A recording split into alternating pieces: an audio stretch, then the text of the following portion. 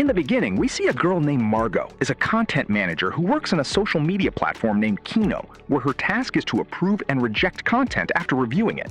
While she was on her work, she suddenly came across a video where a person is being beheaded. But she thought that it might be fake, so she approved the content. Later, she came to her house and met with her roommate. Her roommate wants her to chill out in the evening, and he gives her lipstick, which is basically a knife beneath it. They go to a store, but two girls are looking at her as they realize Margot is the trained video girl.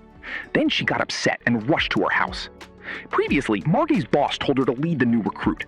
She was lecturing the newbies, and we find that the manager and moderator must not investigate if they saw any violent videos. All they have to do is move on.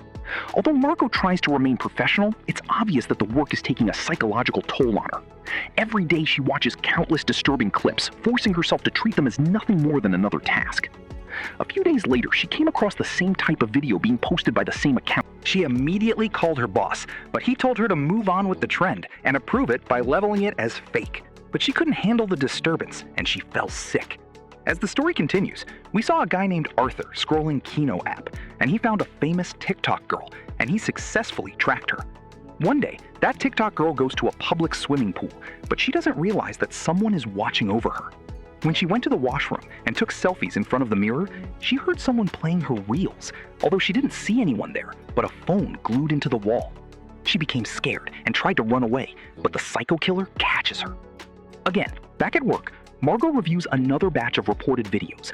Most of them are fake horror clips created for entertainment, but one particular video immediately catches her attention. At first glance, it looks like another low-budget horror film, using mannequins and clever camera angles to hide the violence. However, as she watches more carefully, she notices something disturbing. The victims' reactions don't look fake at all. The fear, the panic, and the struggle all seem terrifyingly real. Margot begins to suspect that someone may actually be recording real murders and disguising them as fictional horror videos before uploading them online. Concerned, she reports the video to her supervisor. Unfortunately, instead of launching an investigation, her concerns are quickly dismissed. The boss told her not to take anything personally. She came home but couldn't stop thinking about the videos, so she went to Reddit and created a fake name account. Then she posted the video link and asked if it was real or not. Then a comment pops out, someone claiming to be a forensic doctor and saying it is 100% real. She was shocked to see that one of the victims was a famous movie director. As the story proceeded, Arthur targeted a famous news anchor and he followed him to his house. Slyly, Arthur sneaked into his house as he faked his hand injury. At night, the news representative's watching TV, and suddenly the power went off. He rushed to the cable room and saw all the switches were tapped. He thought his son Drew did this, but suddenly the killer came from the behind and injected him with morphines. He struggled but failed. His son rushed and saw his dad on the ground as he tried to call police, and the killer also injected morphine. After more investigation online, a Reddit guy commented it was kind of a remake of a movie named Faces of Death. She found an old CD on her roommate's shelf.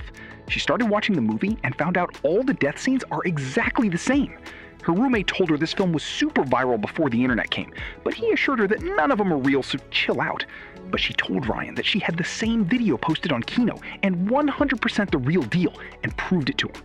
Later she came to the office and faced his boss and stayed there for overnight work shift, but in reality, she wanted to gather all raw files from the server, and she successfully stole all the raw files. Back at the killer house, we see he caged all his victims. The killer removed tapes from her mouth and told her that rules of content creation are give them what they want. Then he grabbed Neil, the new anchor. He set up the same old mannequin, and while killing Arthur, started taking video of how he died. We also see that he doesn't like blood on his hand. He posted the video and another viral. Later, Margot uploaded a raw file on Reddit and asked if anyone knew where the video location was.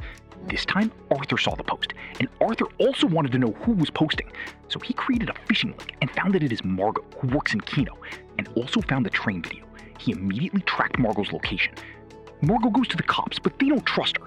The next day when she went to the office, her boss fired her as she got caught how she stole the data, and it was against the company policy rules. Although she tried to convince her boss, he didn't listen.